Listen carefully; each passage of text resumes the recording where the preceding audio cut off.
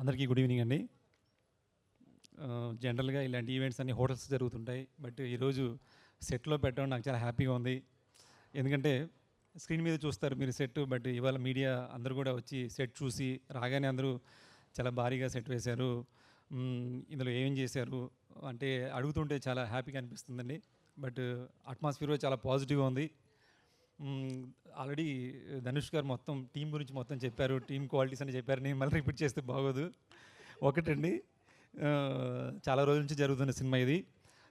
Team చాలా ప్యాషన్తో work చేసిన team ఇది. ఈ టీంతో నేను వర్క్ చేయడం నాకు నిజంగా చాలా ఫ్రెష్గా అనిపించింది, చాలా హ్యాపీగా అనిపించింది. సేమ్ టైం అంటే జనరల్గా ఇన్ని రోజుల తర్వాత లాస్ట్లో ఇంత భారీ సెట్ వేయడం అనేది కొంచెం టఫ్ అండి ఎనీ మూవీకి. ఎందుకంటే సెట్లన్నీ స్టార్టింగ్లో వేస్తారన్నమాట, బడ్జెట్ ప్రాబ్లం వస్తుంది లాస్ట్లోని.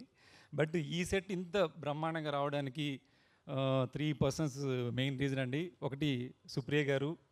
అంటే సుప్రియ గారు ఎవ్రీ డీటెయిలింగ్ అండి, ఈ సాంగ్ ఎలా ఉండాలి ఏంటి అని చెప్పడం ఒకటి అయితే, సెకండ్ థింగ్ ఏంటంటే భీమ్స్ గారు అండి. భీమ్స్ గారి సాంగ్ చాలా ఎక్స్ట్రాడినరీగా ఉంటుంది. ఆ సాంగ్ వింటే ఎవరికైనా సరే ఒక మంచి సెట్ బిల్డ్ చేయాలి అంటే సాంగ్ అనేది రిపీట్ వస్తూ ఉంటుంది. కాబట్టి అది జనాలకి ఎక్కువ రీచ్ అవుద్ది. కాబట్టి ఆ సెట్ కూడా అందరికీ హెల్ప్ అవ్వాలి స్టోరీకి అని చెప్పి పనిచేసాము. ఇంకోటి 3 ఏంటంటే శేషు గారు దీంట్లో స్టెప్స్ వేస్తున్నారని చెప్పారండి నాకు. అంటే ఇప్పుడు వరకు శేషు గారు ఇంతవరకు ఏ మూవీలో స్టెప్స్ వేయలేదు, ఈ సాంగ్లో స్టెప్స్ ప్లాన్ చేస్తున్నారు అని మాస్టర్ చెప్పారు, రిహార్స్ చేస్తున్నారని చెప్పారు. అనగానే ఇంకా నాకు హై వచ్చిందండి.